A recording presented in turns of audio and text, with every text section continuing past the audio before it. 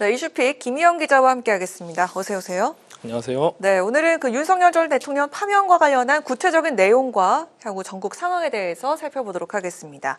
윤석열 대통령 탄핵 심판 선고가 인용으로 결론나면서 결국 파면이 됐습니다. 네, 그렇습니다. 오늘 오전 11시 전국 생중계로 이 헌법재판소의 윤석열 대통령 탄핵 심판 선고가 진행이 됐습니다.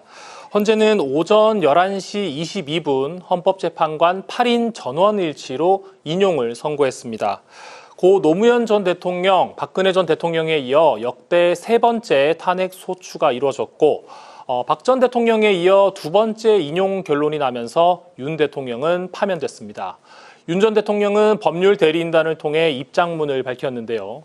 기대에 부응하지 못해 너무나 안타깝고 죄송하며 그동안 대한민국을 위해 일할 수 있어서 큰 영광이었다고 밝혔습니다. 네, 탄핵 심판 과정에서 여러 쟁점들이 있었습니다.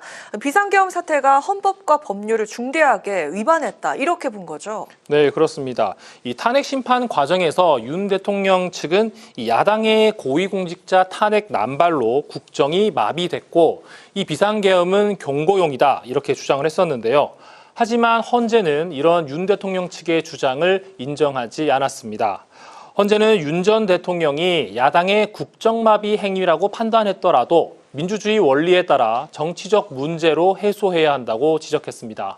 특히 헌법과 법률을 위반한 비상계엄을 선포하면서 이 국가 긴급권 남용의 역사를 재현해 국민을 충격에 빠뜨렸고 사회와 경제, 정치, 외교 등 전 분야에 걸쳐 혼란을 야기했다고 적시했습니다.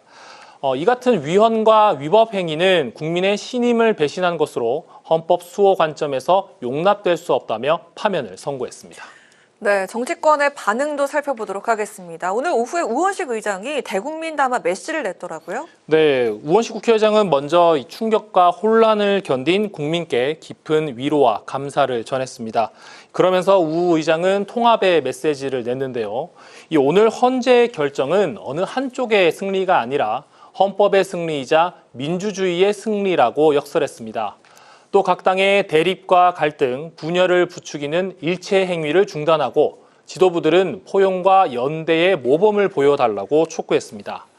이 밖에 전국 혼란 속에서도 국정 공백은 있을 수 없다며 국회가 중심을 잡고 각 정당 간, 국회와 정부 간 소통과 협력을 강화해 나가겠다고 덧붙였습니다. 그렇다면 여야 각 당의 반응 어떨지 궁금한데요. 네, 이 헌재 선고 발표 이후에 권영세 국민의힘 비상대책위원장이 입장을 밝혔는데요. 안타깝지만 헌재의 결정을 무겁게 받아들이며 겸허히 수용하고 국민께 진심으로 사과드린다고 말했습니다. 또 민주당이 국회를 장악한 상황에서 반복되는 의회 폭주와 정치적 폭거를 제대로 막아내지 못했고 여당으로서의 역할을 다하지 못한 데 대해 책임을 통감한다고 덧붙였습니다. 이재명 더불어민주당 대표도 긴급 기자회견을 열었는데요. 위대한 국민들이 위대한 민주공화국 대한민국을 되찾아 주셨다며 이제부터 진짜 대한민국의 시작이라고 강조했습니다. 다만 현직 대통령이 두 번째 탄핵된 것은 다시 없어야 할 헌정사의 비극이라며 더 이상 헌정 파괴 비극이 반복되지 않도록 최선을 다하겠다고 덧붙였습니다.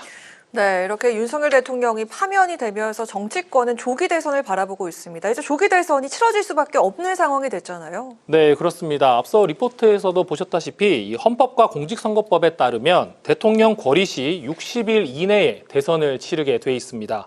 한덕수 대통령 권한대행이 조만간 국무회의를 통해 조기 대선 날짜를 확정할 것으로 보이는데요. 오늘을 기준으로 60일 후면 6월 3일입니다. 각 당의 대선 경선과 선거운동 준비 기간 등을 고려하면 60일을 꽉 채워서 대선 일자가 잡힐 가능성이 큰데요. 실제 지난 박근혜 전 대통령 파면 이후 치러진 조기 대선은 선고 이후 60일 만에 치러졌습니다. 또 오늘 한덕수 권한대행이 노태학 중앙선거관리위원장과 통화를 했는데 6월 3일 조기 대선에 공감대를 형성한 것으로 알려졌습니다. 네, 이렇게 예측하신 것처럼 이 조기 대선 날짜가 최대한 미뤄지더라도 6월 3일이니까 네. 2달 정도 남았습니다. 각 정당도 이제 대선 체제로 전환이 될 것 같은데요. 네, 그렇습니다. 이 조기 대선으로 준비 기간이 워낙 촉박하다 보니까 네. 빠르게 대선 체제로 전환하면서 후보 정리에 돌입할 것으로 보이는데요. 우선 국민의힘은 경선 룰을 바꾸기에는 시간이 부족하기 때문에 현행 당원 투표 50%, 국민 여론조사 50%로 대선 후보 경선이 치러질 전망입니다. 경선에는 김문수 고용노동부 장관과 오세훈 서울시장, 유승민 전 의원, 안철수 의원, 한동훈 전 대표, 홍준표 대구시장 등이 유력 후보로 꼽힙니다. 반면 더불어민주당에서는 공직선거법 위반 항소심에서 무죄를 선고받으면서 지지율 상승세를 이어가고 있는 이재명 대표의 독주 체제가 전망됩니다. 이 대표는 당내 경선 준비를 위해 조만간 대표직에서 사퇴할 것으로 보이는데요. 이 대표의 대세론 속에 김동연 경기지사와 김부겸 전 총리, 김경수 전 경남지사, 김두관 전 의원 등의 행보도 주목됩니다. 네, 오늘 김희영 기자와 함께 윤석열 전 대통령 파면과 향후 전국 전망에 대해서 살펴봤습니다. 오늘 말씀 고맙습니다.